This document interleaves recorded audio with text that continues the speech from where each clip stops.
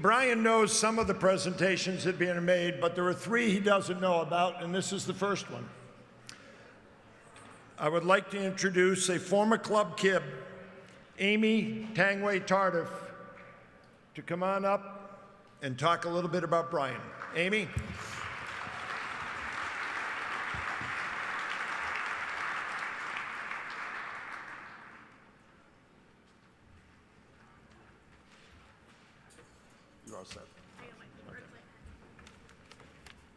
Hello, everybody. I just wanted to say thank you to Steve and for Tracy to reaching out to me to talk about Brian tonight.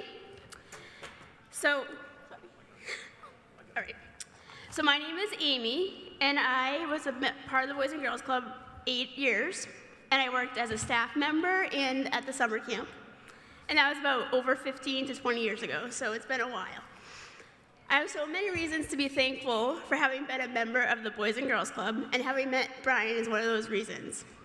In my early years, I remember visiting Kids Club across the alley where Brian's office was located. He was always so welcoming and happy to see me, and would take the time to sit and chat about what was going on in my life. He would encourage me and give advice as I was growing up and facing some challenges. It was great to have a shoulder to lean on.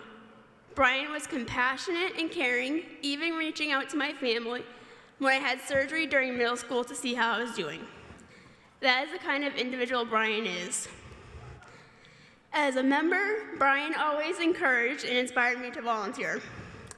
There are several events I participated in, but there are two that I remember the most. The first one was the Corvette show at Doble's on South Willow Street. Brian had me going around selling tickets, mingling with the crowd, and they were showing off their cars. I had no idea what these cars were about. And Brian was at the food truck selling hot dogs and chips and soda.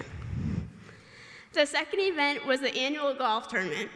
The first year, Brian asked me to help out, and I remember getting there and wondering what had I just signed myself up for.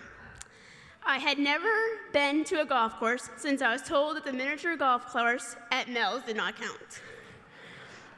Brian had me standing at one of the holes on the course and watch the players putt the ball into the hole. If they were successful, they would enter into a drawing where they could win something to do with a Lexus. I have no idea what was going on with that. Well, I don't remember exactly what hole in the course I was. I had had several questions building up. I was unaware that there would be drinking involved during this event. Well, it was early in the morning. It was 10 o'clock in the morning. They were driving around the golf courses, drinking. I had no idea. So, they were more than happy to answer my stupid questions about what the heck they were doing and where their scorecard was. The next year, Brian had me sign up, and I had to stand at the registration desk right near him. So I was writing this the other day. I was thinking to myself, I wonder if Brian did that on purpose, because people complained about my stupid questions. It's experiences like these that I would not have had if Brian did not encourage me. As an employee of the club, Brian was always there to help me learn new things and develop new skills.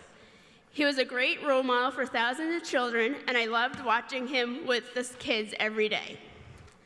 It's easy to see why Brian was beloved by the kids and staff. You could always count on Brian, especially for me, I could always count on you.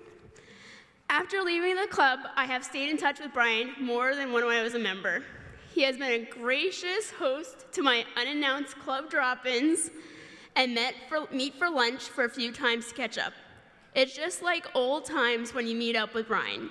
We still talk about our families and our life events, and he is still a great listener, advisor, and shoulder to cry on. Brian has been there for me during some really sad times, like the death of my brother and several infertility struggles. He has also been there to share in happy occasions, like my wedding and the purchase of my first home with my husband, Mike, who I met at the Boys and Girls Club. What I'm really trying to say is Brian has been a constant part of my life beyond the four walls of the club. And for that, I am forever thankful and proud to call him my friend.